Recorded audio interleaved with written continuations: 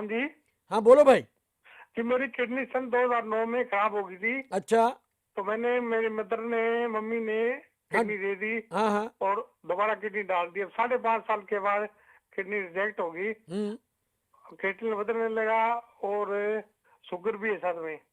देखो भाई, जब ये एलाइड बीमारियां, शुगर, ब्लड प्रेशर, ये रहती हैं तो किडनी आप 4 बदलवाओगे तब भी फेल हो जाएंगी। पहली किडनी भी फेल आपकी इन्हीं वजह से हुई थी, क्योंकि गंदगी, ये गंदगी शब्द मुझे बार बार प्रयोग करना लगता है, पड़ता है, लेकिन उसको आप नहीं समझते हैं। हर एक व्यक्ति बीमारी के नाम के पीछे पड़ा है। किडनी फेलियर, लिवर फेलियर, ये हो गया, वो हो गया, लेकिन उसके फेल होने का कारण क्या है?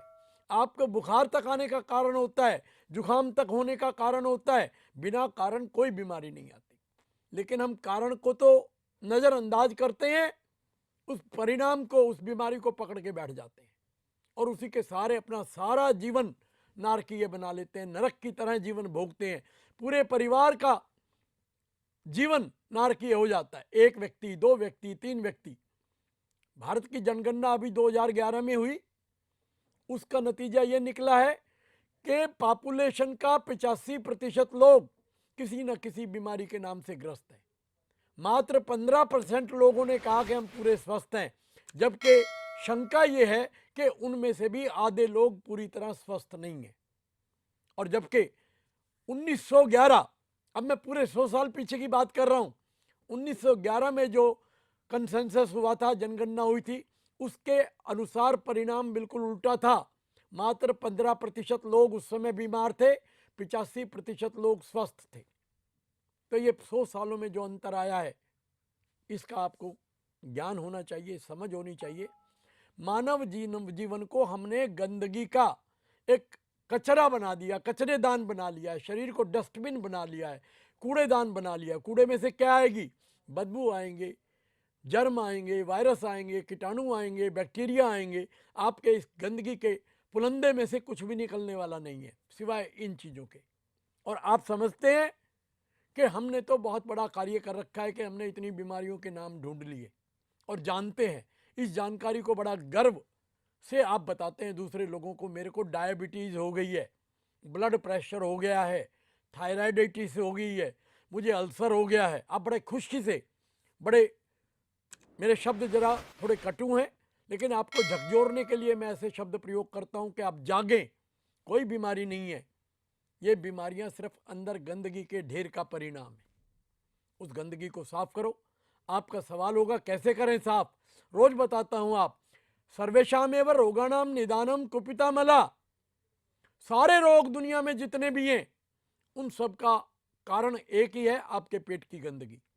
कब्ज, गैस, एसिडिटी, अफारा और पाचन तंत्र के रोग, गले में छाले, मुंह में छाले, मुंह का स्वाद खराब होना, भूख ना लगना, ज़्यादा भूख लगना, पाचन तंत्र संबंधी जितने भी लक्षण हैं, वो तुम्हारी सारी बीमारियों का कारण बनते हैं। पेट की सफाई से आरंभ करें, अपनी आई हुई बीमारी का इलाज करें। केवल सीधा सीधा उपाय मैं आपको बता रहा हूं। बाउल क्लींच यानी पेट की सफाई, और साथ में डायबिटीज, ब्लड प्रेशर, हाइपरटेंशन, जो भी आपको बीमारियां हैं, उसकी दवा का प्रयोग करें। आप देखिए कैसे आपका स्वास्थ्य निकलता है, कैसे आप स्वस्थ की तरफ आपका शरीर अग्रसर होता है। लेकिन आपको सीधी बातें समझ नहीं आती हैं। अनेक प्रकार की शंकाएं और डर आप मन में लेके बैठे हुए हो और बैठे ही रहते हैं, बरसों गुजार देते हैं। और मैं कहता हूं सीधा सीधा दिवाली मनाओ शरीर में। घर में तो मनाते रहते हो, शरीर में दिवाली मनाओ। निश्चित रूप से आपका जैसे घर चमकता है, वैसे ही ये शरीर चमकने लगेगा। ऊर्जा की मात्रा बढ़ेगी, एक्टिविटी आपकी बढ़ जाएगी, मानसिक तनाव कम होगा, डिप्रेशन नहीं रहेगा, अनेक प्रकार के रोग आपके शरीर से विदा हो जाएंगे। रोग नहीं है, रोगों के कारण है। पुरानी एक मान्यता है कि रोग नहीं होते, रोगी होते हैं। अब ये बहुत बारीक अंतर है। आप कहेंगे रोगी है तो रोग भी होगा, लेकिन रोग एक कल्पना है, रोगी वास्तविकता है। रोग के काल्पनिक नाम है। परमात्मा ने तो कोई लिस्ट नहीं भेजी हुई है कि बच्चा पैदा होता तो उसके साथ में कोई लिस्ट भी आती है बाहर कि इसको ऐसे ऐसे रोग होंगे। ये रोगों के नाम मनुष्य ने दिए हैं, परमात्मा ने नहीं दिए, क्योंकि वहां रोग नाम की चीज है नहीं। ये पैदा हमने किया है, हमारी गलतियों से, हमारी भूलों से, हमारे दुराचरण से, हमारे खान पान के गलत ढंग से हमने इसको उत्पन्न किया है और इसलिए नाम भी हमने दे दी।